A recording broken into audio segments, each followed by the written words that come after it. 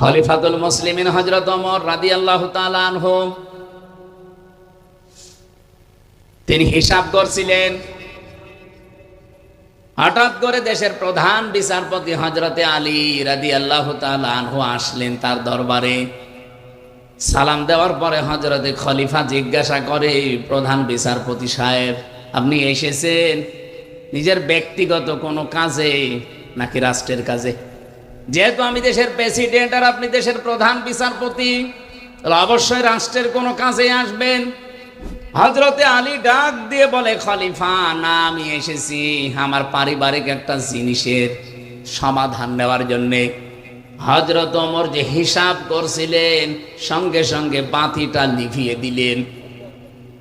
মনের ভেতরে একটু দুঃখ লেগেছে প্রধান বিচারপতির। কি, আমি দেশের প্রধান দায়িত্বে আছি, আমি এসেছি এই দেশের রাষ্ট্রপ্রধানের কাছে, উনি আমার সম্মানে বাতি যা ছিল আরো জ্বালিয়ে দেবে না, যেটা জ্বালানো ছিল ওইটাও লিভিয়ে দিল আমার মুখের ওপরে, আমার সরাসরি অপমান। হযরত ওমর বিষয়টা টের পেয়ে বললেন, প্রধান বিচারপতি আলী, আমি কিন্তু প্রথমে আপনাকে জিজ্ঞাসা করেছিলাম যে আপনি এসেছেন রাষ্ট্রের কাজে না ব্যক্তিগত কাজে। আপনি নিজেই বললেন যে আমি ব্যক্তিগত কাজে এসেছি। আমি তো হিসাব করছিলাম রাষ্ট্রের, জনগণের টাকায় দিয়ে এই যে তেল কেনা, এটা আমি জনগণের হিসাব করছিলাম। আপনি এসেছেন আপনার পারিবারিক জীবনের বিষয় নিয়ে কথা বলতে। আমি যদি এখন জনগণের এই টাকা দিয়ে কেনা তেল পোড়াতেই থাকি আর আপনার সাথে পারিবারিক জীবন নিয়ে কথা বলি, এটা তো আমানতের খেয়ানত হয়ে যাবে। কিয়ামতের দিন আমি ধরা খেয়ে যাব। হযরত ওমর বলেন, হযরতে আলী বলেন, কথা শোনার পরে ওমরের প্রতি যে রাগ ছিল, রাগ তো মিটে গেছে, শ্রদ্ধা ভক্তি আমার আরো বেড়ে গেল। আমি এখান থেকে একটা শিক্ষা পেয়েছি। এই বাংলাদেশে 1628 জন মানুষ দায়িত্বে ছিল। এই মানুষগুলো যদি হযরতে ওমরের এই টেন্ডেন্সি নিয়ে বাংলাদেশটা চালাতো, আল্লাহর কসম এই দেশটা 16 দিনেই দাঁড়িয়ে যেত। শুধু পোশাকে আশাকে আমাদের এই দেশে বাংলাদেশ, ভারত, পাকিস্তানে তাকওয়া আমরা মনে করি যে বিশাল তাকওয়াবান বুজুর্গ হয়ে গেছে, বিশাল মুত্তাকি।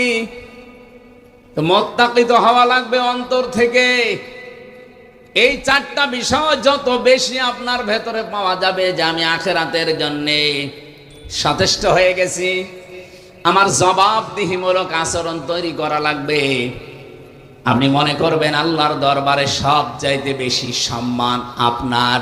ইন্না আকরামাকুম ইনদাল্লাহি আতকাকুম।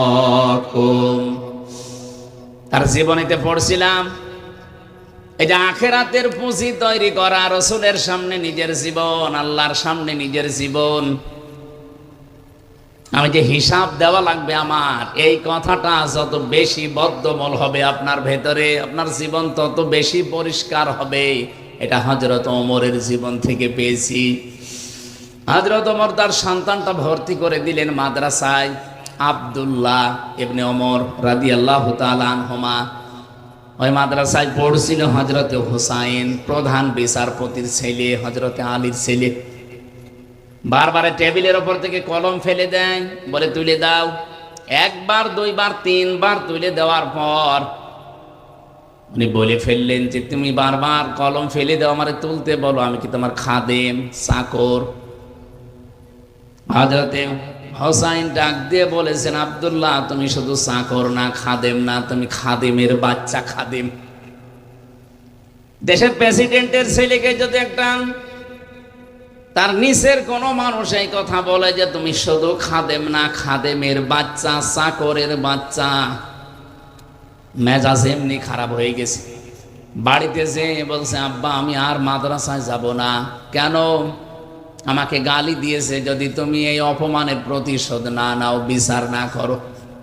হযরত ওমর বিচক্ষণ ছিলেন, ডাক দিয়ে বলেন, সন্তান, বিচার এখন না, জমার দিন হাজারো মানুষ আসবে, ওই দিন সবার সামনে বিচার হবে।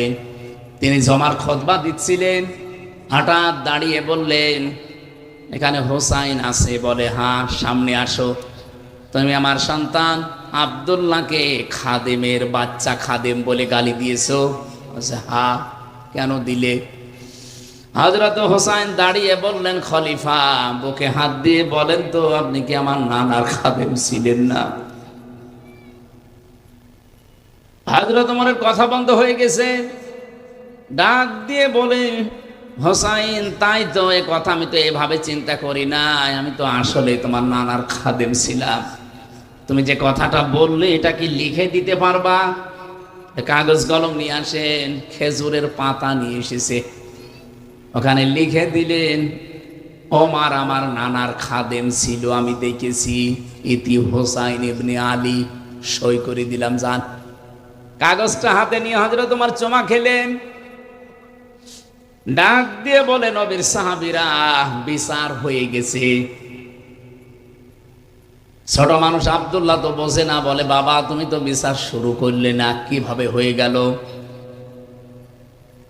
হযরত ওমর বলে, সন্তান যা বিচার করেছি শুধু দুনিয়া না, মরণের পরেও কাজে লাগবে। আমি যখন মারা যাব এই কাগজটা আমার কাফনের ভেতরে দিয়ে দিও।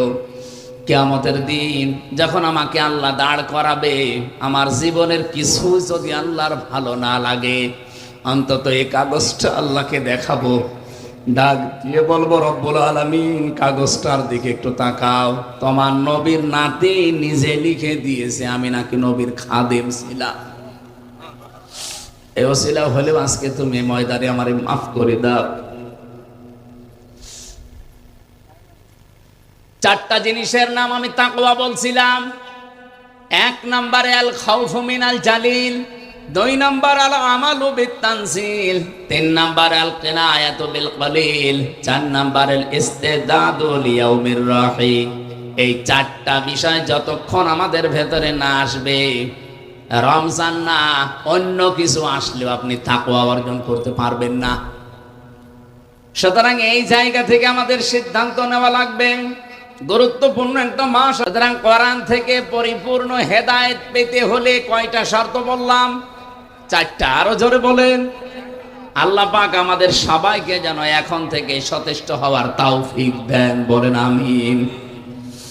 তাহলে আমরা কোরআন শুনতে এসেছি, এ কোরআন হুদাল্লিল নাস, হুদাল্লিল মুসলিমিন, হুদাল্লিল মুত্তাকিন, তিনটা কথাই ঠিক আছে না? এই কথা বলেন না কেন? কোরআন পৃথিবীর সব মানুষকে হেদায়েত দিতে পারে।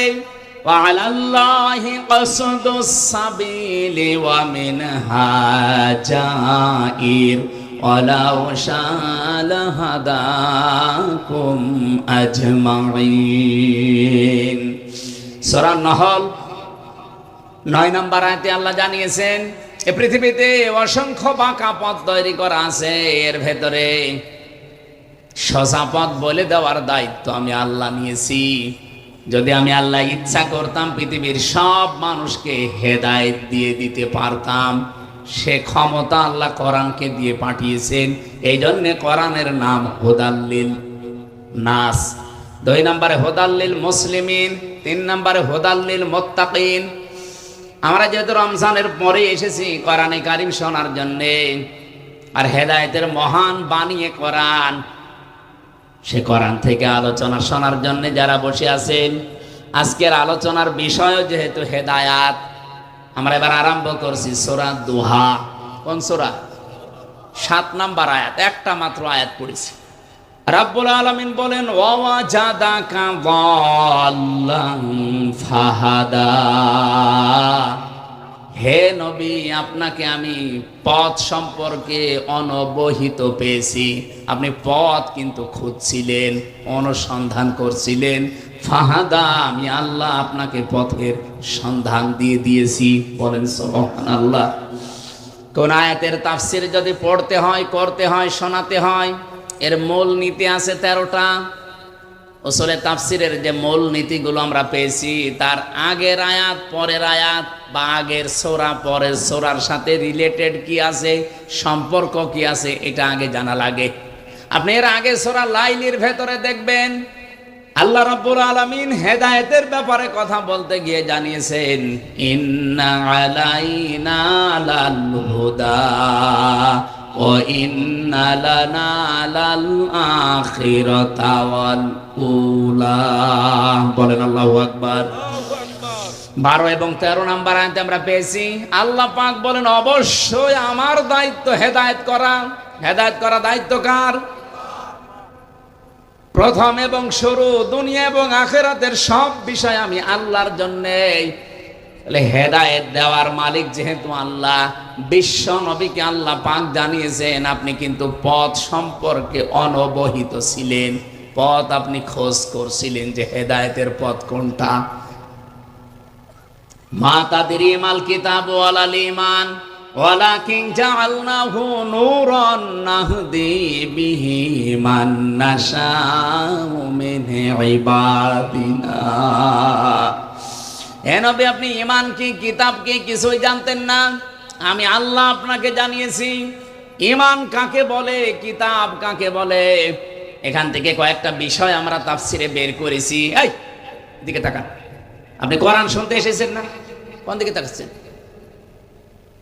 ওয়ালাকিন জাআলনাহু নূরান নাহদি বিহি মান নাশাউ মিন ইবাদিনা। রব্বুল আলামিন জানিয়েছেন হে নবী, আপনি ঈমান কি কিতাব কি কিছু জানতেন না, আমি আপনাকে এগুলো জানিয়েছি। তার মানে কিতাব এই শব্দটার দ্বারা আল্লাহ বোঝাতে চেয়েছেন কিতাবের ভেতরেই হেদায়েত। কিতাব যতদিন রাসূলুল্লাহ পাননি ততদিন তিনি হেদায়েতের পথ খুঁজছিলেন। হেদায়েতের পথ সম্পর্কে তিনি অনবহিত ছিলেন, তিনিও জানতেন না হেদায়েতের পথ কোনটা। যখন তিনি পেয়েছেন কোরআন, তখন হেদায়েতের পথ কোনটা ওইটা তিনি তখন জেনে ফেলেছিলেন, আল্লাহ তাকে জানিয়েছে। তার মানে হেদায়েত পেতে হলে মাস্ট বি আপনাকে কোরআনের কাছে আসা লাগবে। কি কথা বোঝা গেছে? হেদায়েত সবচাইতে বড় নিয়ামত এই পৃথিবীতে আল্লাহর পক্ষ থেকে। যত নিয়ামত আল্লাহ মানুষকে দিয়েছেন সবচাইতে বড় নিয়ামতের নাম হেদায়েত। এটা না পেলে মানুষ জান্নাত। বলেন বলেন। আর এটা পাওয়ার জন্য যেটা মাধ্যম আল্লাহ দিয়েছেন তার নাম কোরআন। বাংলাদেশ, ভারত আর পাকিস্তান এই তিনটা দেশের মানুষ বাদ দিয়ে পৃথিবীর অন্য কোন দেশের মুসলমান কোরআন বাদে কোনো জায়গায় হেদায়েতের জন্য যায় না। আমি বিশ্বের বহু দেশ, এই ছোট বয়সে আল্লাহ আমারে ঘুরিয়েছে, আমি মুসলমান অমুসলমান যাদের সাথে মিশেছি, কোরআন বাদ দিয়ে হেদায়েত পাওয়ার জন্য পৃথিবীর কোন দেশের মানুষ অন্য কোন জায়গায় যায় না। শুধু বাংলাদেশে, ভারতে আর পাকিস্তানে এই তিনটা দেশে পেলাম এরা হেদায়েত পাওয়ার জন্য কোরআন বাদ দিয়ে অন্য জায়গায় যায়। মাছের বাজারে কেউ যদি, কোন মানুষ যদি মাছ কিনতে যাবে, মাছের বাজারে না যে কাপড়ের বাজারে যায়, বলেন তো জীবনেও কোনোদিন মাছ পাবে? আরো আসতে বলেন। এই সহজ কথাটা যেভাবে বুঝে ফেললেন, আজকে থেকে সিদ্ধান্ত নিয়ে বাড়ি যাওয়া লাগবে। আমি রাজনীতির গন্ধ খুঁজবেন না। মানিত্তাবাল হুদা বিগাইরিল কোরআন আদাল্লাহুল্লাহ। কোরআন যেখানে নেই, ভালো হওয়ার নিয়েতেও যদি চান আপনাকে গোমরা বানিয়ে দেবে। হামজা কে? আল্লাহ। আদাল্লাহুল্লাহ সরাসরি ফাইল আল্লাহ নিজে। আল্লাহ নিজে বলেন আমি তোকে গোমরা বানিয়ে দেব। আজ বাংলাদেশ, ভারত, পাকিস্তান এই তিনটা দেশ এই হাদিসের 100% বাস্তব রূপ। এদেশের মানুষ কোরআন বাদ দিয়ে হেদায়েতের জন্য যায়, এজন্য আগে যা ভালো ছিল আরো খারাপ হয়। আমার কুষ্টিয়া লালনের মাজারে যারা যান, ভালো হওয়ার নিয়তে যান, খারাপ হওয়ার নিয়তে কেউ এই সাতক্ষীরা, যশোর, খুলনা থেকে কেউ যায় না। যারা যায় এই খান জাহানের মাজারে যারা যায়, এই যে বাগেরহাটের মানুষ বসে আছে, কেউ খারাপ হওয়ার নিয়তে যায় না। কিন্তু যাওয়ার পরে দেখে কোরআন সেখানে নেই, কোরআনের নিয়ম নীতি নেই। এই জন্য মানুষ ভালো হওয়ার নিয়তে গেলেও আরো খারাপ হয়। কি কথা বলেন এখানে? বাংলাদেশে একটাই মাত্র জায়গা আছে নিরাপদে গাঁজা খাওয়া যায়, লালনের মাজার। আরো পুলিশ পাহারা দিয়ে খাওয়ায়। গাঁজা খাওয়ার জন্য মানুষকে আমরা দেখেছি, তাদেরকে ধরে জেলে দেওয়া হয়। আমার সাথে নিচতলায় একজন ছিল গাঁজাখোর, ও দেখি গাঁজার গাছ লাগিয়েছে ভেতরে। জেলার একদিন এসে বলছে, "ওই, তোরে পুলিশ ধরে দিয়েছে জেলখানায় গাঁজা খাওয়ার জন্য, আর ভেতরে এসে তুই গাঁজার গাছ লাগালি, পেলি কোথায়?" বলছে, "স্যার, আমাকে কোর্টে নিয়ে গিয়েছিল মামলার হাজিরা দিতে, আমারও তো বন্ধু বান্ধব আছে, আসার সময় ওরা গাঁজার পোটলা দিয়েছিল, ওই একটা নিয়ে গাঁজার বীজ, ওইটা আমি মুখের ভেতরে নিয়েছিলাম, জেলখানায় ঢোকাতে হলে, বের করতে হলে মেশিনে তুলে স্ক্যান করে পুরা শরীর, এমন জায়গায় রেখেছি মেশিনে ধরা পড়েনি। ভেতরে আসার পরে বোতলের মুখ কেটে ওর উপরে মাটি দিয়ে এই গাঁজার বীজগুলো দিয়ে পানি দিয়েছি, 2 মাসে দেখেন কত বড় হয়েছে।" জেলার হিন্দু তো দেবদুলাল, ও ডাক দিয়ে বলছে, "এই, তোরা আমি কোথায় দেব? তোরা তো এখন স্বর্গে দেওয়া লাগবে।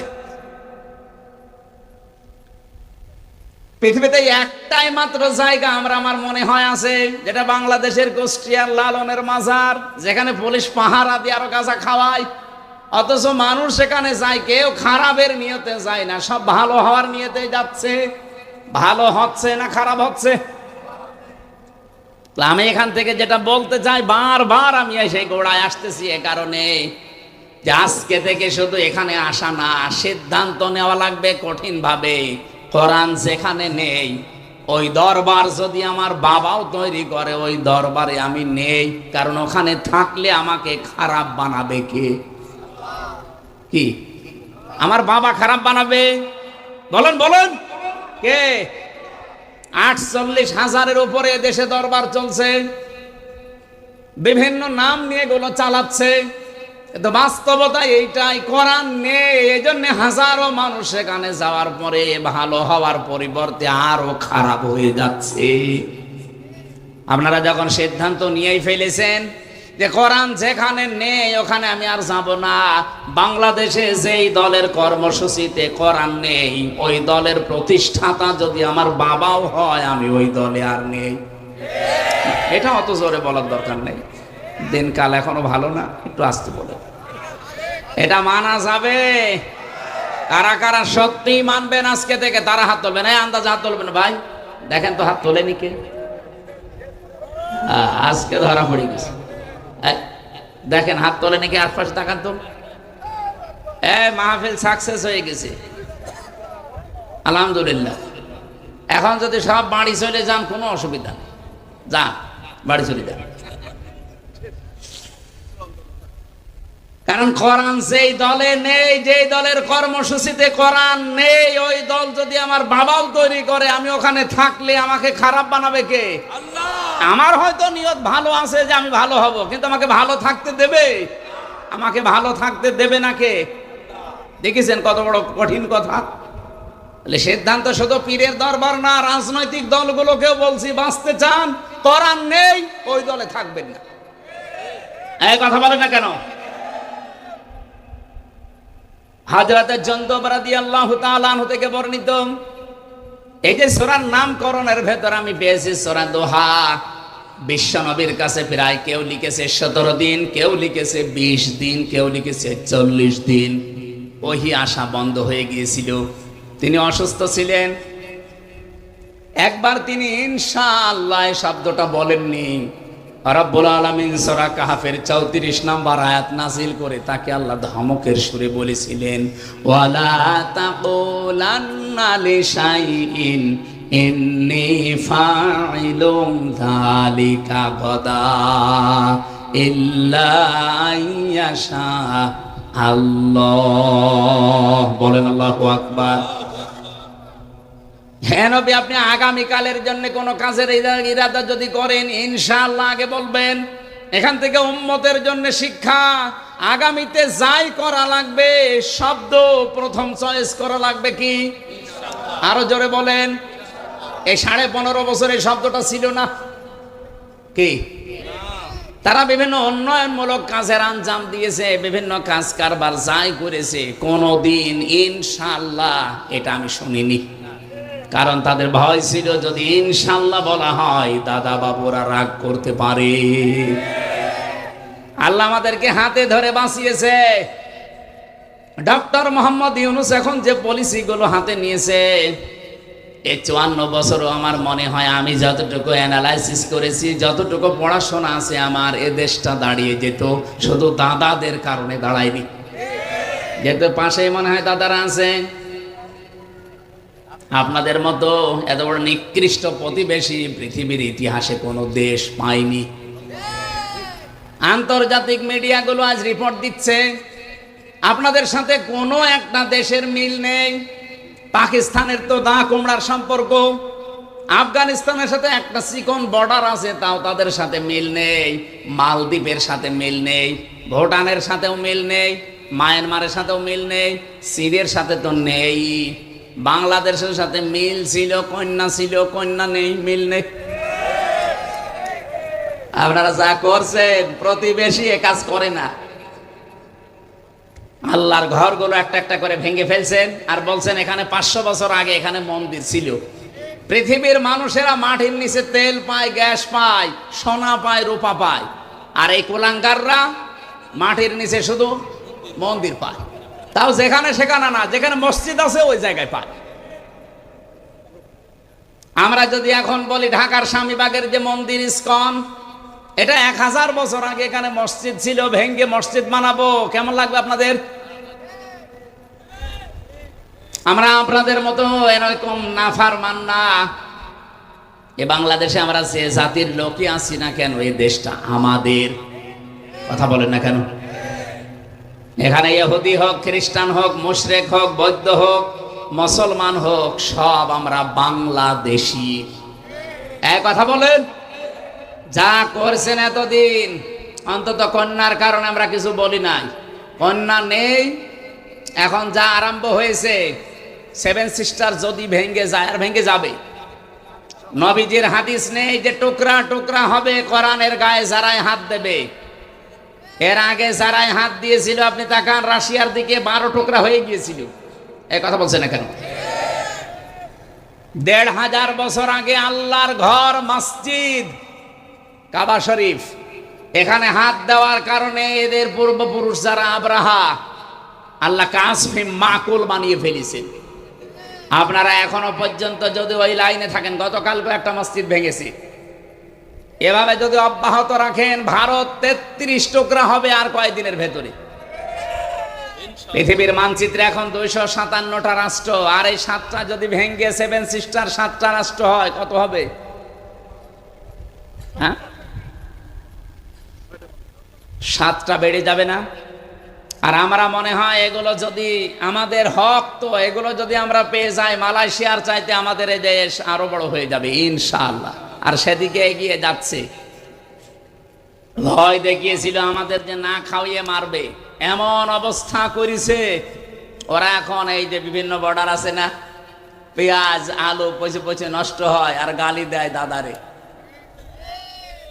ডক্টর মোহাম্মদ ইউনূস, ওনার মাথা না একটা ম্যাগনেট। দেখেছেন কোন জায়গায় কি করেছে? এগুলোর একটা নিয়ম আছে। আমি আয়াতের ব্যাখ্যায় পড়েছি, এই জন্য যাবো ওইদিকে। হযরত মুসা আলাইহিস সালামের জামানার কথা বলছি, আমি তাফসীর থেকে যেগুলো পড়েছি সেইগুলো বলছি। হযরত মুসা আলাইহিস সালামের জামানার কথা। মুসা নবী আলাইহিস সালামকে আল্লাহ রাব্বুল আলামিন 23 বছর পর্যন্ত ফেরাউনের বাড়িতে লালন পালন করেছিলেন। কত বছর? 23 বছর পর্যন্ত যারা লালন পালন করলেন, এই লোকটা আল্লাহর নবী মুহাম্মদ সাল্লাম 23 বছর একটা অন্যায়, একটা অপমান, একটা অন্যায় অবৈধ কাজের দিকে খেয়াল করে পুরা ফেরাউনের তক্তকে নড়িয়ে দিয়েছিলেন। আপনি তাকান, এই 2024-এ যারা জীবন দিয়ে গেল, এদেরও কিন্তু ঠিক এইরকমই বয়স। 5 বছর 6 বছরের ছেলে মেয়েরা ক্লাসে যায়, ওখান থেকে যারা ইন্টারে পড়ে, খুব বেশি হলেও যারা অনার্সে মাস্টার্সে পড়ে, তাদের বয়স দেখবেন 22-23-এর ভেতরে। এই কথা বলেন এখানে কিছুই বলি না। 18 বছরে আমরা হঠাৎ করে দেখলাম এই 23 বছর 22 বছরের ছেলে মেয়েরা কি এমন অদৃশ্য, কি এমন পেয়েছে, একটা অন্যায় এই শব্দটা সামনে নিয়ে তারা আন্দোলন আরম্ভ করেছিল। মুসা আলাইহিস সালামের সূরা কসসের তাফসীরে পড়েছি, পৃথিবীতে কোন স্বৈরাচার জালেম এদেরকে যদি কেউ হটাতে চায়, সর্বপ্রথম 1 নম্বরে যে কাজটা করা লাগবে তার নাম জ্ঞান অর্জন করা লাগবে। বেলালী ভাই শিবিরের ছেলে মেয়েদের নাম বলছিল, ছাত্রী সংস্থা, ছাত্র শিবির, এমনি বলে নাই। এরা ওই 18 বছর না, বাংলাদেশে 54 বছরই একাধারে, সেই 77 সাল থেকে প্রতিষ্ঠিত হওয়ার পর থেকে সবচাইতে বেশি গুরুত্ব দিয়েছে তারা জ্ঞানকে, এলেমকে। এই জন্য আপনি দেখবেন একেবারে নিচ থেকে উপর পর্যন্ত উঠতে হলে চেহারা দেখে দেয় না, দেখে দেয় তার জ্ঞান গরিমা আছে কিনা। কমপক্ষে 42টা বই পড়া লাগে। কয়টা? এখন আরো বেড়েছে। সাথী হওয়ার জন্য প্রায় 42টা, সদস্য হওয়ার জন্য আমি যখন ছিলাম আমি 72টা পেয়েছিলাম। আপনি চিন্তা করেন, 72টা বই আপনার ক্লাসের বই বাদ দিয়ে এক্সট্রা আপনাকে পড়ে পরীক্ষা দেওয়া লাগবে। এখন 81টা হয়ে গেছে। আমি তো সেই 9 সালের কথা বলছি, ওই সময় 72টা ছিল, এখন 81টা বই পড়া লাগবে। তা যেমন তেমন করে পড়ে আপনি নকল করে হবে না, পরীক্ষা দিয়ে পাশ করা লাগবে ওই বইয়ের উপরে। এতটুকু শেষ করেননি মুসা আলাইহিস সালাম, আল্লাহকে বলেছিলেন, রব্বুল আলামিন তুমি যে আমাকে পাঠাতে চাও, ইযহাবি ইলা ফিরআউনা ইন্নাহু তাগা। 23 বছর পরে আমি 23 বছর বয়সে দেশ থেকে পালিয়ে চলে গেলাম, এরপরে ওই দেশ থেকে আবার এসেছি। দেশে আসার পরে তুমি আমাকে ঘোষণা দিলে যে ফেরাউনের কাছে যাও, সে তগুত হয়ে গেছে। তগুতের যতগুলো কাজ কারবার আছে আমি 4টা পেয়েছি। এদিকে তাকান, তগুতের যত কাজ আছে, প্রধান কাজ তগুতের কয়টা? আরো জোরে বলেন। 1 নম্বরে তগুত নিজে আল্লাহর আইন মানে না, অন্য কেউ মানবে, মানতেও দেয় না। আরে 15.5 বছর এটা সবচাইতে বেশি হয়েছে। নিজেরা তো মানতোই না, কেউ একটু মানবে, মানতেও দেবে না। এই কোরআনের এই আয়োজন করা এটা মুসলমানের ইমানের দায়িত্ব। কারণ বাল্লিগু আন্নি ওয়ালাউ আয়া, একটা বাক্য জানা থাকলে পৌঁছিয়ে দাও, এটা ফরজ। এই ফরজ দায়িত্ব পালন করার জন্যই গত বছর এই দিনে এখানে তাফসীর মাহফিলের আয়োজন করেছিল মুহাদ্দিস আমিরুল ইসলাম বেলালী সহ এলাকার মানুষেরা। নাকি লোক দেখানোর জন্যে? বলেন বলেন, যে যতটুকু জানবে ওইটা পৌঁছিয়ে দেবে, এটা নামাজের মতো ফরজ। বাল্লিগ দেয়নি, বাল্লিগু বহু বছর। নবীর আদেশ শুধু হামজার প্রতি একা। যেই বিশ্বাস করে আল্লাহ একজন আছে, রাসূলুল্লাহ আমাদের নেতা, তার কাছে যতটুকু পৌঁছাবে ওইটাই সে যেন ছড়িয়ে দেয়, এটা ফরজ। কারণ বিদায় হজের ভাষণে এই দায়িত্ব নবীজি আমাদেরকে দিয়েছেন। আজ যারা উপস্থিত আছো, যারা অনুপস্থিত, তাদের কাছে পৌঁছিয়ে দেওয়া, এটা চলবে ইলা ইয়াউমিল কিয়ামা, কিয়ামত পর্যন্ত। 1500 বছর আগে বলেন তো আমরা কি ওই ময়দানে উপস্থিত ছিলাম? বলেন ছিলাম? 1500 বছর পার হয়ে গেছে, কিন্তু হাদিসটা কি শেষ? এর হুকুম চলবে কতদিন? সুতরাং এখান থেকে কিয়ামত পর্যন্ত যারা আসবে তাদের কাছে পৌঁছিয়ে দেওয়ার দায়িত্ব এখন আমাদের। আর এইটা পালন করার জন্য এই লক্ষ লক্ষ টাকা খরচ করে আয়োজন করেছিল। কিন্তু আমি বাগাসরা এসে প্রায় 7-8 ঘন্টা বসে, আপনারা আসতেই দিলেন না। কি হয়ে যেত? বিএনপির মতো এত বড় দল, জামাতের মতো এত বড় দল নড়াচড়াই করাতে পারে নাই, আর আমি 1-1.5 ঘন্টা বক্তব্য দিয়ে জালেমকে হটিয়ে ফেলবো। কি ভয় ছিল আপনার? সুতরাং এই যে ভালো কাজগুলো, ইবাদতগুলো নিজেও করে নাই, মানুষ যে করবে, করতেও দেয় নাই, এইটার নাম তগুত। এই তগুত এলাকায় ছিল না, তার মানে বোঝা যাচ্ছে তগুত দেশে ছিল। 2 নম্বরে তগুতের কাজ হচ্ছে, তগুত যেহেতু ফেরাউন, ও বলেছিল দারুনি আকতুল মুসা, আমাকে ছেড়ে দাও, আমি মুসাকে হত্যা করব। সাতক্ষীরাবাসী মুসাকে হত্যা করার জন্য ফেরাউনের লোকজন ছিল না? এক কথা বলে না কেন? আকতুল মুসা, আমি নিজে হত্যা করব মুসাকে। কেন এই কথা বললেন? কোরআনের প্রতিটি শব্দ গবেষণামূলক চিন্তা ভাবনা করে এখান থেকে তথ্য নেওয়া লাগবে। তার তো হাজার হাজার লোক লস্কর ছিল, তার সেনাবাহিনী ছিল, প্রশাসন ছিল, ফাঁসি দিতে পারতো। কেন সে নিজে বলল আমি মুসাকে হত্যা করব? আইয়ুবাদদিলা দীনাকুম, আমি আশঙ্কা করছি ইন্নী আখাফু আইয়ুবাদদিলা দীনাকুম আও আইয়ুযহিরা ফিল আরদিল ফাসাদ, সে আমার রাষ্ট্রের নিয়ম নীতি পাল্টিয়ে দেবে। এই পৃথিবীতে যে সমস্ত স্বৈরাচার সরকার বিদায় নিয়েছে তাদের আচরণ এই ছিল, তারা যেই দেখতো যে আমার রাষ্ট্রের বিধান যারা পাল্টাতে পারে তাদেরকে আমি নিজে হাতে হত্যা করব। এ বাংলাদেশেও এরকম একটা ঘটনা ঘটিছে মেজর বজলুল হুদার ক্ষেত্রে। এই কথা বলেন না কেন? যারা এ কাজ করেছিল আমি তখন নিজে জেলে ছিলাম, নিজে ওই জল্লাদ আমারে বলছিল। মারা গেছে লোকটা, ওই যে শাহজাহান, প্রথম দিন সে তার সাথে আমার দেখা। স্বৈর শাসকের বিরুদ্ধে ও যখনই টের পায় যে না এটা একটু ঝামেলা হতে পারে, তখন আর তার জীবিত রাখে না। তার বাংলাদেশে উৎকৃষ্ট উদাহরণ শহীদ মীর কাশেম আলী। আপনি কি মনে করেন উনি শুধু জামাত ইসলাম করতো, উনি শুধু বিএনপি করতো এই জন্য ওনারে মেরে ফেলা হয়েছে? না, ওনার মাথা ছিল না, ওনার মাথা ছিল একটা ম্যাগনেট। ইসলামী অর্থনীতিকে পৃথিবীতে প্রতিষ্ঠা করার জন্য যত চতুর্মুখী কাজের আঞ্জাম দিয়েছে এ বাংলাদেশ আজ 54 বছরে এর মধ্যে এরকম আঞ্জাম কেউ দিতে পারে না। অথচ লোকটাকে যাদের ইশারা হোক দুনিয়া থেকে বিদায় করে দিলেন। এরকম মীর কাশেম আলী 100 বছর আর একটা তৈরি হবে? যা তৈরি হয় সব খালি খাই খাই করে, আর উনি শুধু দিয়েছে। এক কথা বলেন না কেন? একটা জিনিসও কবরে নিয়ে গেছে। তার তৈরি করা যত কিছু এখন লক্ষ লক্ষ মানুষের কর্মসংস্থান তৈরি হয়েছে। আপনি ফতোয়াবাজি করেন, আপনি কি বানিয়েছেন? সেই ইসলামী ব্যাংক বানিয়েছে, ইবনে সেনা বানিয়েছে, ইসলামী ব্যাংক হাসপাতাল বানিয়েছে। আপনি চট্টগ্রাম বিভাগে যান, বান্দরবন, খাগড়াছড়ি, ওদিকে সিলেট, মৌলভীবাজার, যত কিছু দেখবেন হাজার হাজার লক্ষ লক্ষ মানুষের জন্য তার যে অবদান। আমার নিজে কারারক্ষী এসে বলছিল, কুতুব ভাই, যে হামজা ভাই এই লোকটার যেদিন ফাঁসি হবে সেই দিন আমি নিজে, আমারে বলছে এনারে প্রস্তুতি নিতে বলো। আমি যে বললাম যে স্যার আপনার আর বেশি সময় নেই, মাত্র 3 ঘন্টা আছে, আপনি সেজে গুজে প্রস্তুতি নেন, জল্লাদ চলে আসবে। উনি আমারে বলছে এখনো 3 ঘন্টা, আমি 2 ঘন্টা ঘুমালাম, তুমি আমারে 1 ঘন্টা আগে ডাক দিও। দেখলাম ঠিক উনি ঘুমিয়ে গেছে। 1 ঘন্টা আগে ডাকলাম, ঘুম থেকে উঠে উনি গোসল করলেন, ওযু করার পরে এশার নামাজ শেষ করলেন। আমারে বলছে, কুতুব ভাই আমি রেডি আছি, আপনি জল্লাদকে ডাক দেন। মনে হচ্ছে উনি শ্বশুর বাড়ি যাবে। আমারও দায়িত্ব ছিল এই লোকটা। আমারে বলছে, হামজা ভাই আমি ওই দিন থেকে এখনো পর্যন্ত মিলাতে পারি না যে ওনার 3 ঘন্টা পরে ফাঁসি। ওনার ছেলে ব্যারিস্টার আরমান গুম হয়ে আছে, ওনার স্ত্রী হাসপাতালের বেডে, ওনার লক্ষ লক্ষ দলীয় লোকজন সব পালিয়ে বেড়াচ্ছে জেলখানায়। তো ওনার ঘুম আসলো কি করে?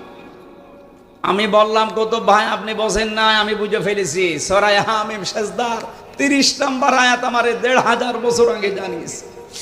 ইন্নাল্লাযীনা ক্বালু রাব্বুনাল্লাহ সুম্মা ইসতাকামু তাতানাজ্জালু আলাইহিমুল মালাইকা। রব্বুল আলামিন বলেন অবশ্যই যারা এই কথা বলতে পারে আমাদের রব আল্লাহ, আর এর উপরে টিকে থাকে, তাতানাজ্জালু আলাইহিমুল মালাইকা। আল্লাহ কিন্তু তাতানাজ্জালু এটা মজারে দিয়েছেন, বর্তমান, ভবিষ্যৎ, প্রেজেন্ট, ফিউচার। মালাকুন না দিয়ে মালাইকা বহু বচন দিয়েছেন। আল্লাহ পাক বলেন তাদের জন্য আমি আল্লাহ ফেরেশতা, লক্ষ লক্ষ ফেরেশতা নাজিল করছি, করব। সুতরাং এই আয়াত 1500 বছর আগে নাজিল হওয়া হলেও এর বিধান কিয়ামত পর্যন্ত থাকবে না? থাকবে না? ফেরেশতারা এসে কি বলে? আল্লাহ তাখাফু ওয়ালা তাহজানু, কোনো ভয় নেই, কোনো চিন্তা নেই। কিসের ভয় নেই, কিসের চিন্তা নেই? তোমার চিন্তা হয় যে তোমার এতগুলো মানুষ কাজ করে তোমার প্রতিষ্ঠানে, তাদের কি হবে? তোমার ছেলে আরমান ব্যারিস্টার, একজন সাধারণ ছেলে না, ব্যারিস্টার, সে গুম হয়ে আছে। তোমার স্ত্রী হাসপাতালের বেডে এখন কাতরাচ্ছে মরণের যন্ত্রণায়। তোমার দলীয় লোকজন সব পালিয়ে বেড়ায়। তুমি এখনই যদি ফাঁসির মঞ্চে চলে যাতে তোমার কি হবে, এই চিন্তা, এই ভয় আসতে পারে। এই জন্য ফেরেশতারা কানের কাছে এসে বলে, আল্লাহর বান্দা ভয় পাবেন না, সবগুলোর দায়িত্ব আল্লাহ নিজে নিয়ে নিয়েছে। ব্যারিস্টার আরমানের দায়িত্ব আল্লাহ নিয়েছিল, এটা তার বাবার কানে ফেরেশতারা শুনিয়েছে, এই কারণে সে এখনো বেঁচে আছে। নাই তো যে জায়গায় ছিলাম, আমি মাত্র 10 দিন ছিলাম আয়না ঘরে, তাও মিনিটাই। আমাদের তো সাধারণ ভাবে রেখেছিল, তাই আমার 9 দিন মনে হচ্ছে 9 বছর গেছে, আর ওনারে 9 বছর। এদিকে 3.5 হাত, এদিকে 1.5 হাত, সামনে টয়লেট দেওয়া, তাও কোনো দরজা নেই, কোনো দেওয়ালও নেই, ওদের সামনে বসে বসে টয়লেট করা লাগে। এইভাবে হাত বেঁধে দেয় চেয়ারে। আমি নিজে দেখেছি, আমার সামনে নিয়ে গেছে একজনে, আমারও মাটির নিচে নিয়েছিল, হাত পা বেঁধে, চোখ বেঁধে। আমার চেয়ারে বসাইনি, কিন্তু আমার আগে যারে নিয়েছিল ছাত্র দলের একজনকে, সে বলছিল যে আমার চেয়ারে বসিয়েছে, এই হাতের সাথে আর পায়ের সাথে ক্লিপ লাগিয়ে দেয়, এই গলার সাথে বেল্ট বেঁধে দেয়, একবার শুধু সুইচ টিপ দেয়, 1 মিনিটে 120 বার ঘোরে। আপনার মাথার মগজ সব এলোমেলো হয়ে যাবে, 1 মিনিট পরে মনে হবে আমি 10টা দুনিয়া দেখতে পাচ্ছি। টয়লেট করার জন্য 24 ঘন্টায় মাত্র 1.5-2 মিনিট সময় দিত। 1.5-2 মিনিটে মানুষের টয়লেট হয়। আমার সাথে মুফতি ফখরুল ভাই ছিল, উনি বলছিল, হামজা ভাই আপনার সাথে কি করেছে আমি জানি না, আমার র্যাবে তুলে নিয়ে গিয়েছিল ওই মাটির নিচে, ওটা উত্তরাতে, মাটির নিচে নিয়ে এই যে পায়ের ভেতর দিয়ে এভাবে হাত দিয়েছে, দিয়ে সামনে লোহার ব্যারিকেড দেওয়া, ওর সাথে হাতে হ্যান্ডকাপ লাগিয়ে দিয়েছে। 24 ঘন্টা বসে থাকতাম। এই যে শুয়ে থাকা, এটা যে কত বড় নিয়ামত আমি এখন টের পাচ্ছি। সকালে কয়টা পচা ছোলা দিয়ে যেত, আর দুপুর বেলা 1 মট ভাত দিত, তা মনে হচ্ছে কেউ মাখিয়ে দিয়েছে। আর এখনো পর্যন্ত অনেক জালেম স্ট্যাটাস দেয় যে বুবু কি করেছে, যে বুবুর পালানো লাগলো, তোমার সাথে তো করেনি, তোমার বাবারে যদি এভাবে 10 বছর গুম করে আয়না ঘরে রাখতো তুমি টের পেতে। কথা বলে না কেন? এখনো জালেমের পক্ষে সাফাই গান আপনি মানুষ।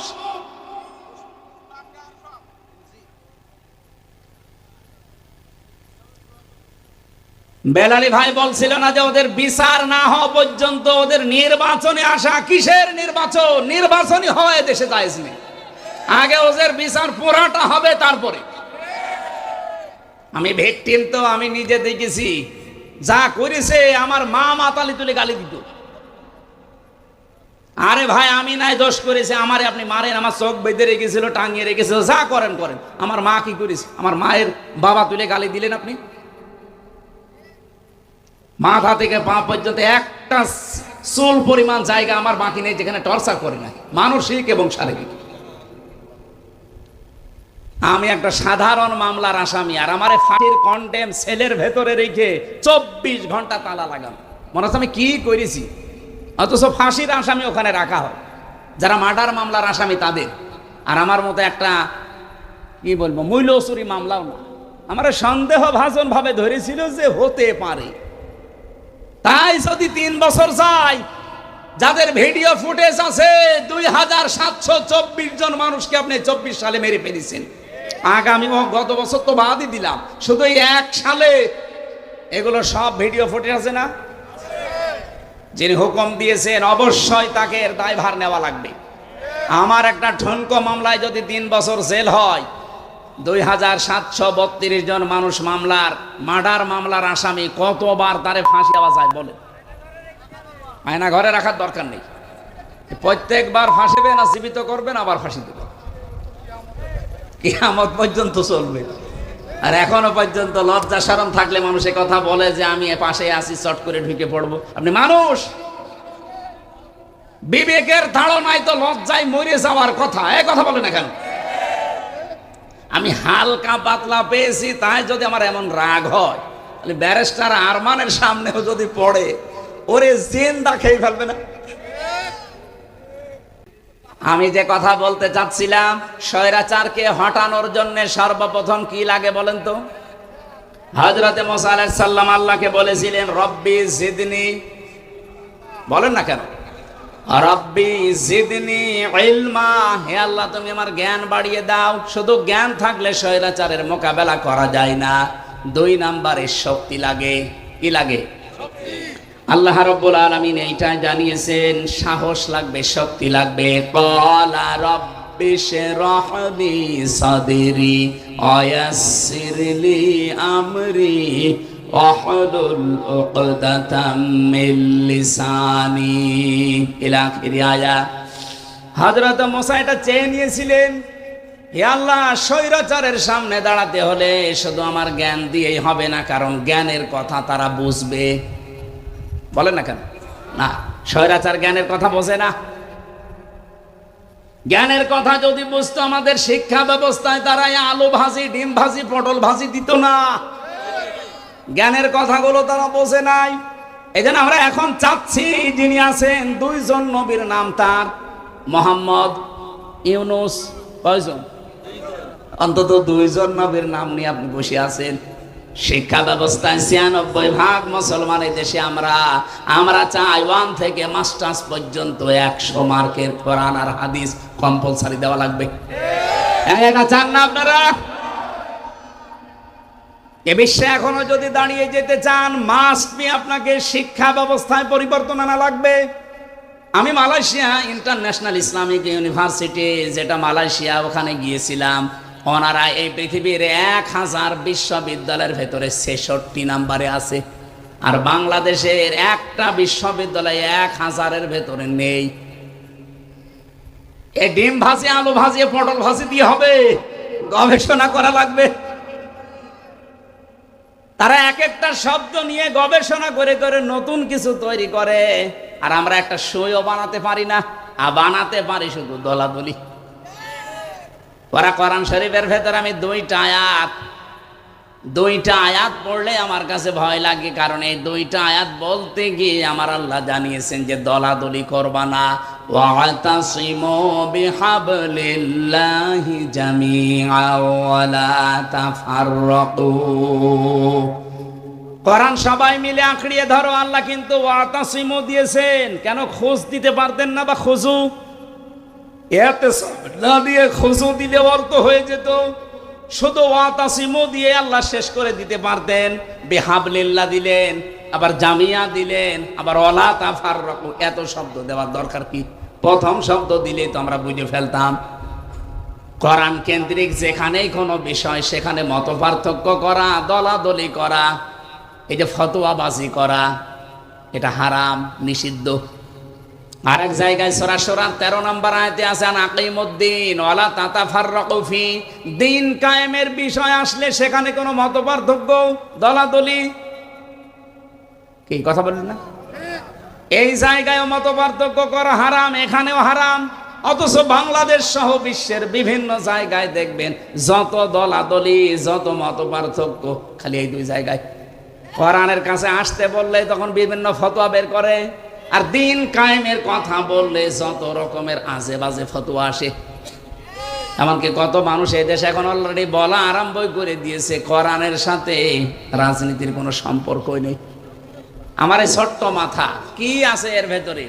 কোরআনের ভেতরে নামাজের কথা 82 জায়গায়, আপনারা জানেন, আমিও জানি। রোজার কথা মাত্র 1 জায়গায় আছে, যাকাতের কথা আছে 82 জায়গায়, হজের কথা মাত্র 1 জায়গায়। আর কোরআন দিয়ে রাজনীতি করা লাগবে আল্লাহর জমিনে 918 জায়গায় আছে। আমার ছোট মাথায় যদি 918 জায়গায় পাই, মোশাররফ সাহেব, বেলালী সাহেবের এত বড় বড় মাথা তো আরো বেশি পাবো। আর যারা ফতোয়া দেয় তাদের মাথা দেখেন তো কত বড়। এ দুইজনের মাথা জোড়া দিলে তার চাইতে বড় হবে, আর তারা বলে একটা আয়াতও পায় না। যারা এই কথা বলে, বিশ্বাস করে, সত্যি সত্যি বলছে, তারা মুনাফিক হয়ে গেছে। কোরআনের সাথে রাজনীতির সম্পর্ক নেই। তাহলে আলাহুল খালকু ওয়াল আমরু আয়াত কেটে বাদ দিয়ে দেন, ইনিল হুকমু ইল্লা লিল্লাহ আয়াত কেটে বাদ দিয়ে দেন, লিল্লাহি মা ফিস সামাওয়াতি ওয়া মা ফিল আরদ, লিল্লাহি মুলকুস সামাওয়াতি ওয়াল আরদ। এই আয়াতগুলো আল্লাহ খেলা করার জন্য দিয়েছে। এই জন্য আমাদের ঐক্যবদ্ধ হওয়া লাগবে, সাহস বুকে তৈরি করা লাগবে। হযরতে মুসা, তিনি সাহস চেয়েছিলেন আল্লাহর কাছে যে আমার বক্ষটা উন্মুক্ত করে দেন। আল্লাহ রাব্বুল আলামিন হযরতে মুসা দোয়া করার পরে দিলেন। আর আমাদের নবী যিনি, তিনি দোয়া করা লাগে না, আল্লাহ তাকে দিয়ে জানিয়েছেন, আলাম নাশরাহ লাকা সাদরাক ওয়া ওয়াদানা আনকা বিজরাক। জোরে বলেন আল্লাহু আকবার। 3 নম্বরে পেয়েছি ঐক্য আর একতা লাগবে। এইটাই 24 সালে ছেলে মেয়েরা দেখিয়েছে। স্বৈরাচারকে সরাতে হলে শুধুমাত্র জ্ঞান দিয়ে, শুধুমাত্র সাহস দিয়েই হয় না। আমরা এই 15.5 বছরে বিভিন্ন রাজনৈতিক দলের মিছিল মিটিং বলেন, শুধুমাত্র মানববন্ধন করবে তাই সাহস নিয়ে দাঁড়াতে পারে নাই। কিন্তু এই মানুষগুলো 24 সালে মাত্র 22-23 বছর বয়স, এরা শুধু দাঁড়িয়ে যায়নি, সাহস নিয়ে শুধু দাঁড়িয়ে যায়নি, এরা ঐক্যবদ্ধ হয়ে গেছে। শুধুমাত্র এদেশে নিষিদ্ধ সংগঠনটা ছাড়া। কোনটা নিষিদ্ধ যেটা হয়ে গেছে সরকারের পক্ষ থেকে, এখন ওইটা ছাড়া বাংলাদেশের সব এক হয়ে গিয়েছিল। এক কথা বলছেন না কেন? আপনি দেখেছেন বিএনপি বলেন, ছাত্র দল বলেন, ছাত্র শিবির বলেন, ছাত্র মৈত্রী বলেন, ছাত্র ইউনিয়ন বলেন, ছেলে বলেন, মেয়ে বলেন, তখন আর কেউ ছিল না, সব এক। কারণ তারা জানে যে স্বৈরাচারকে পৃথিবী থেকে বিদায় করতে হলে এখন আর বিচ্ছিন্ন থাকা যাবে না, সব এক হওয়া লাগবে আগে।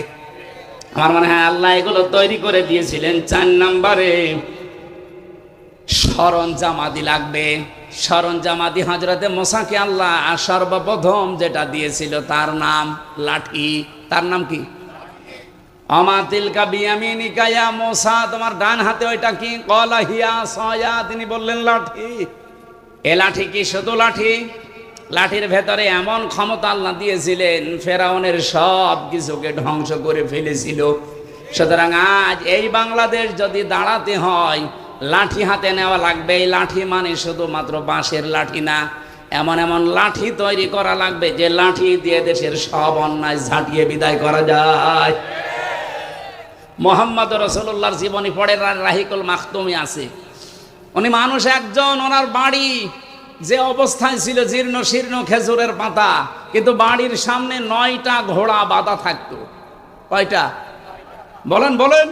ওনার বল্লভ ছিল, তীর ছিল, ওনার জুলফিকার ছিল, ওনার যতগুলো জিনিস লাগে নিজেকে আত্মরক্ষা করার জন্য, একজনের তো একটা হলেই হয়, তিনি 8 double 10 double 10 double 12 double 17 double পর্যন্ত রেখে দিতেন। কেন? আজ বাংলাদেশ 54 বছর হয়ে গেল, একটা অ্যাটম বোম বানাতে পারে না।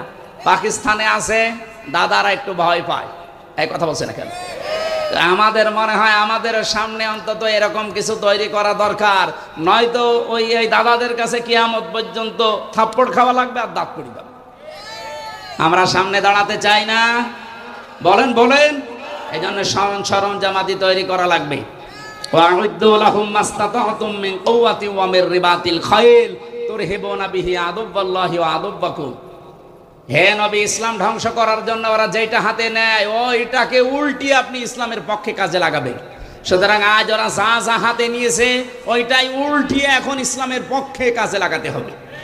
4 নাম্বার 5 নম্বরে পেয়েছি আমি, সাহায্য লাগবে আল্লাহর। শুধু সরঞ্জামালে হলেই হবে না, সাহায্য লাগবে না। আল্লাহ রাব্বুল আলামিন হযরতে মুসাকে 6 নম্বরে বলেছিলেন, ক্বালা লা তাখাফা ইন্নানি মাআকুমা আসমাউ ওয়া আরা। তোমরা 2 জনে যাও, আমি 2 জনের সাথে আছি।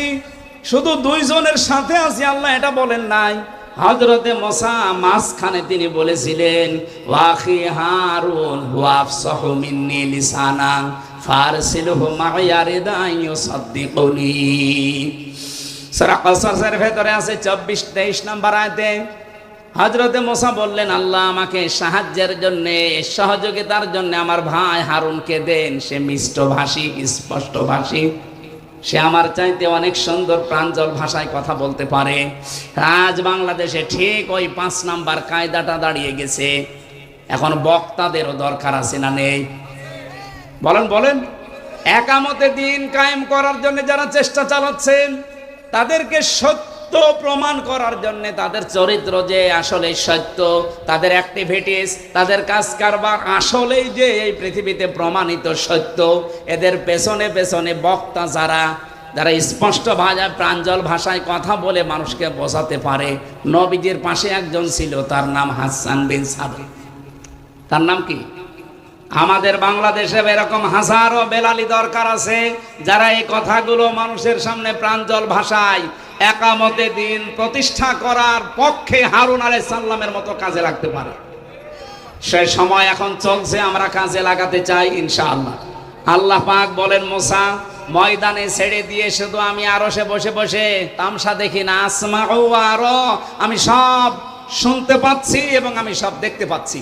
সুতরাং এখন আমাদের দেশের যে অবস্থা, এই অবস্থায় আমার আল্লাহ অবশ্যই আমাদেরকে দেখছেন। আমাদের ইখলাস, আমাদের অ্যাক্টিভিটিস, কাজ কারবার এগুলো আরো বাড়াতে হবে। মা বোনেরা যারা এসেছেন, অওয়াজাদাকা দল্লাং ফাহাদা, আমি এমনি বলি নাই। হযরতে মুসাকে আল্লাহ পাক বলেছিলেন আসমাউ ওয়া আরা, আমি সব দেখতে পাচ্ছি এবং সব শুনতে পাচ্ছি। মুহাম্মদুর রাসূলুল্লাহকে আল্লাহ বলেছিলেন, হে রাসূল, আপনাকেও আমি দেখতে পাচ্ছি, আপনি পথ অনুসন্ধানের জন্য খোঁজ করতে আছেন, আপনি পথ সম্পর্কে অনবহিত আছেন। এত নেই, আপনাকে আমি পথের দিশা দিয়েছি, সেই পথের দিশা এখন সামনে আসতেছে। এই পথ পাওয়ার জন্য একটাই মাত্র মাধ্যম, পথ, তার নাম কোরআন। তার নাম কি? কোরআনের এই মাদ্রাসা আপনারা যারা প্রতিষ্ঠিত করেছেন, আল্লাহ রাব্বুল আলামিন এখান থেকে আমাদের হেদায়েতের মশাল এবং পথ যেন প্রশস্ত করে দেন, বলেন আমিন। অল্পে তুষ্ট থাকা লাগবে। আপনি যদি তাকওয়া অর্জন করতে চান, অবশ্যই মাস্ট বি এই বিষয়টা আমাদের খেয়াল রাখতে হবে। বাংলাদেশে এটা নেই, এই জন্য এক একজন দেখেন ৩৬,০০০ কোটি টাকার মালিক হয়েছে। এটা দরবেশের মতো একটা মানুষ, ওর মাথার চুল থেকে পায়ের স্যান্ডেল পর্যন্ত পুরাটা সাদা না, এটা তো উপরের বিষয়, ভেতরেও সাদা। এইরকম মানুষ ও যদি ৩৬,০০০ কোটি টাকা চুরি করে, এ সাতক্ষীরার কেউ এক জায়গায় বসে বসে যদি গণনা করেন হাত দিয়ে, আপনার হাত ব্যথা হয়ে যাবে। ৩৬ টাকা না, ৩৬,০০০ কোটি টাকা। অল্পে তুষ্ট হতে পারে না। একটা মানুষের চলতে কয় টাকা লাগে? আমি বাইরের যতগুলো দেশ এবার ভ্রমণ করেছি, Singapore, Thailand, Indonesia, Malaysia, Dubai, এরপরে এই যে বাহরাইন, সৌদি আরব, আমেরিকা, যতগুলো দেশ আমারে নিয়ে গেল, যেখানে যায় দেখি ২-৩ জন শয়তানের সাথে দেখা। মানে ওরা ওই সাহেব পাড়া বানিয়েছে, বেগম পাড়া বানিয়েছে, কিন্তু ওখানে থাকতে পারে না, ভয়তে থাকে সব হোটেলে।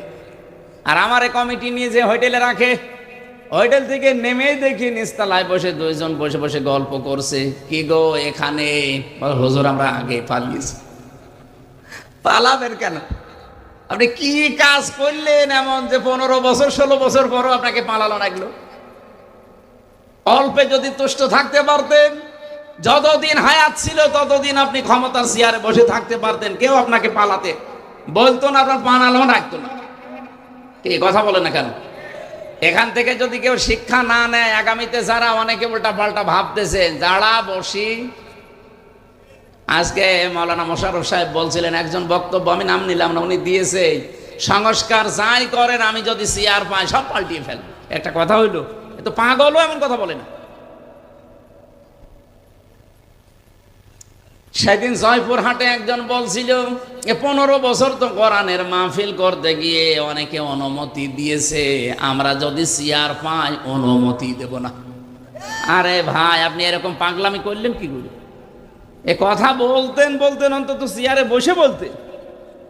যা বলে দিলেন, এ দেশের মানুষ তো সব বুঝে ফেলেছে যে আপনি কি করবেন। একজনের শুনলাম ৬২০টা বাড়ি। বাড়ি আপনার লাগে কত? ৬২০টা বাড়ি বানিয়েছেন, অথচ একটা বাড়িতেও তো এখন থাকতে পারেন না, থাকেন হোটেলে। এই জন্য তাকওয়া অর্জন করতে হলে যে যা করছে করুক, অন্তত আমরা অল্পে তুষ্ট থাকা লাগবে। এই মন মানসিকতা তৈরি করেন। ৪ নম্বরে ওয়ালিস্তিদাদু লিয়াউমির রাহি, আখিরাতের পুঁজি তৈরি করার জন্য সচেষ্ট থাকতে হবে। কি কথা বুঝতেছেন? আমি যে এখনই চোখ বন্ধ হয়ে যাই, এখনই যদি আল্লাহর নবীর সামনে অথবা মহান আল্লাহর সামনে আমাকে দাঁড় করানো হয়, আমার যে জীবন আমি পার করলাম, এইটা নিয়ে বিশাল জীবন পার হওয়া যাবে তো? এই টেন্ডেন্সি যতদিন পর্যন্ত মানুষের ভেতরে বদ্ধমূল না হবে ১০০%, ওই মানুষের জীবন পরিচ্ছন্ন হওয়া, তাকে মুত্তাকি হওয়া সম্ভব না।